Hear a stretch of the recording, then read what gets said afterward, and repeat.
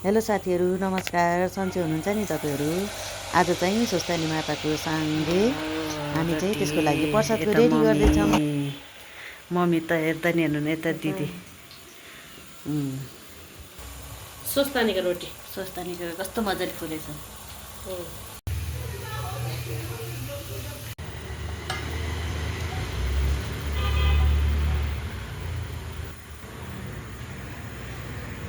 Sale बनाएर सकियो। अब पुरीको पालो। पुरी चाहिँ पुरी बेल्ने दिदी, बनाउने चाहिँ मम्मी। दिदी र मम्मी भएर पुरी बनाउँदै हुनुहुन्छ। मम्मीले र आमाले बनाउनु भएको रोटी राम्रो भएको छ होइन दिदी? भगवान्लाई चढ्ने हो नि त, त्यही भएर राम्रो बन्छ। भगवान् पितृ दुबेला चढ्छ नि त, उहाँहरूको आशीर्वादले खानेकुरा चाहिँ राम्रो बन्छ नि यस्तो बेलामा। अब अचार बनाउने पालो आयो। हामीले चाहिँ काँक्रा र आलुको अचार बनाउनु लाग्यो। त्यसको लागि चाहिँ काँक्रो काटेर रेडी भइसकेछ। आलु केलाउँदैछु अब मैले। आलु केलाइसकेपछि अचार बनाउने। आलु केलाइ पनि सकियो, गर्दा गर्दै काटेर रेडी भयो अचारको लागि। तेल तताउने, त्यो तल्दा मेथी हालिसक्यौँ हामीले। मेथी भइसक्यो। बेसार पनि फुरिसक्यो। बेसार फुरेपछि हामीले यसैमा चाहिँ काटेर राखेको खुर्सानी नि पुऱ्याउँछौँ।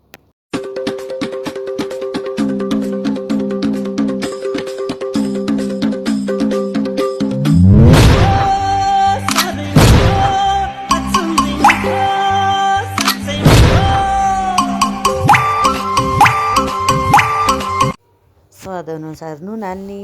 नुन हालेर भइयो। अब यसलाई चाहिँ मोल्ने रेडी गर्दैछु मैले। मसला हाल्दैछु है साथीहरू। यो चाहिँ पिनेर राखेको धुलो। मसलाको लागि चाहिँ हामीले तिलको छोपो युज गरेको। अनि अमिलोको लागि चाहिँ चोक। यसलाई चाहिँ राम्रोसँग मिक्स गर्ने। अब मिक्स गरेर रेडी भइसक्यो साथीहरू। हाम्रो अचार चाहिँ यस्तो भएको छ। अहिले चाहिँ खान मिल्दैन, साँझ खान्छु है। मिठो बनाएछ देख्दाखेरि। अनि कुरा हाम्रो बनाउँदै चाहिँ ग्रुप कलमा फोन आएको के, फ्यामिलीमा बहिनीहरूले विदेशबाट फोन गरेका। हामी कुरा गर्दै पनि छौँ, बनाउँदै पनि छौँ। कति रमाइलो छ हेर्नु त। अचार पनि यस्तो भएको छ के। हाम्रो प्रसाद रेडी भइसक्यो। अब यता चाहिँ मैले चाहिँ पूजाको लागि सामग्रीहरू रेडी गर्दैछु। स्वस्तिक बनाउँदैछु। खासै राम्रो त आउँदैन, हामीले पण्डित नबोलाइकन आफैले पूजा गर्न लागेको हो कि।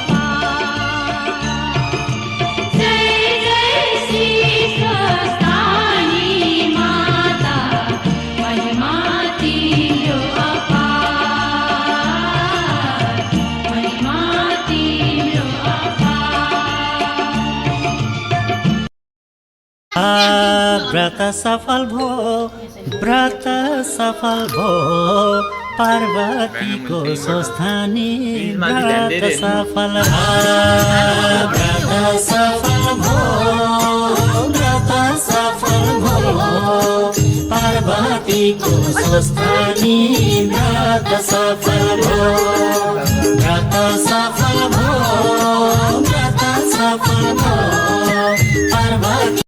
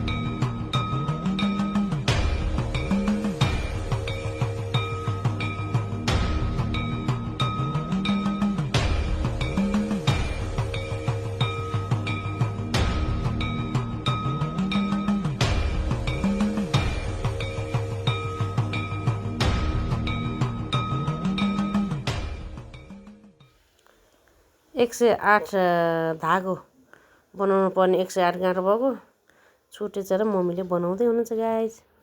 यहाँ चाहिँ ड्याडीले सोस्तानी पढ्दै हुनुहुन्छ, मम्मी चाहिँ धागो छुटेर बनाउँदै हुनुहुन्थ्यो। अनि त्यसै ड्याडीले पढेर भइसकेपछि फेरि मेरो पालो, मैले पनि पढ्दैछु सोस्तानी।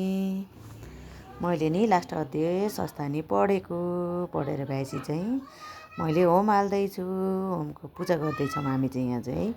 मैले चाहिँ होम हाल्न चोरूले होम हालिरहेको छु साथीहरू। मैले चाहिँ है हाम्रो चाहिँ पूजा आज सोस्तानीको पूजा चाहिँ रमाइलो भइरहेछ।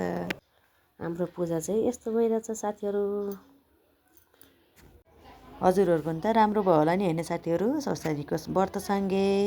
हाम्रो चाहिँ आजकै दिन व्रतसँगै गरेको सोस्तानी पूर्णिकै दिन के पूजा सिद्धिएर आरती गऱ्यौँ साथीहरू। अनि आरती गरेको भिडियो गर्न पाइएन। अहिले फुपू दिदीले आरती सेक्दै हुनुहुन्छ। श्री सोस्तानी माताले चाहिँ हामी सबैको रक्षा गरून्, कल्याण गरून्, मनले चिताएको सबै मनोकामनाहरू पुरा होस्।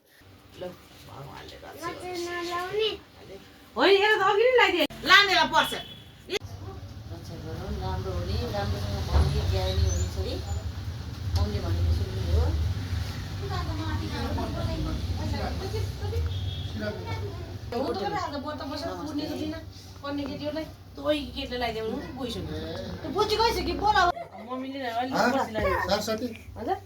केटाहरूलाई लाउनु पर्ने माताले रक्षा गर्नु होला, मनले सोचेको पुरा होस्, आँटे काम सबै सफल होस्।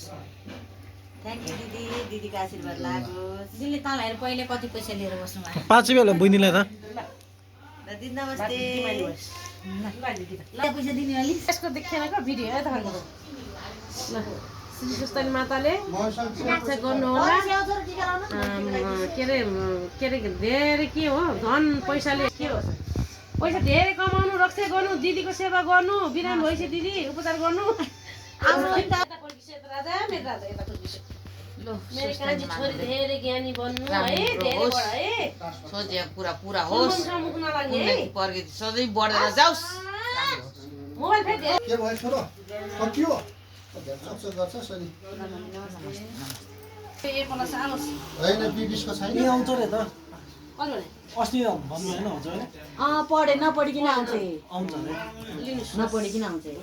ल लाउनुहोस् धेरै ज्ञानी होस्। मम्मीको र दिदीको टिका हालो सित्यो। अनि मैले चाहिँ छोराछोरीलाई टिका लगाइदिँदैछु। आज मेरो पनि त व्रत हो नि त, त्यही भएर छोराछोरीलाई टिका लगाइदिँदै।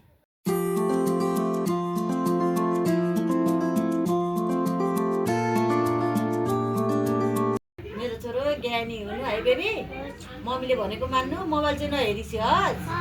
मम्मीले भनेको मान्ने नि छोरो, ओके? हस् छोड्न त छोड्नु न, पैसा लिनुहोस्। नमस्ते बेबी। ल खुट्टा ढोक्ची ल्याउ नि त मम्मीले, आज मम्मीको व्रत हो। मेरो त ढुक्नु भएन त ठुलो भइसक्यो। धेरै धेरै अब राम्रै छ तिमीलाई त के भन्नु र, अझै राम्रो होस्, अझै राम्रो होस्, सोचेका सबै पुरा हुन्। ज्वाइँलाई पनि सँगै आशीर्वाद है, ज्वाइँ पनि नाम निस्कियोस्, छोरीलाई नि राम्रो होस्, छोरीले राम्रो पढोस्। नमस्ते बहिनी, प्रसाद पनि दिन्छ एकछिन।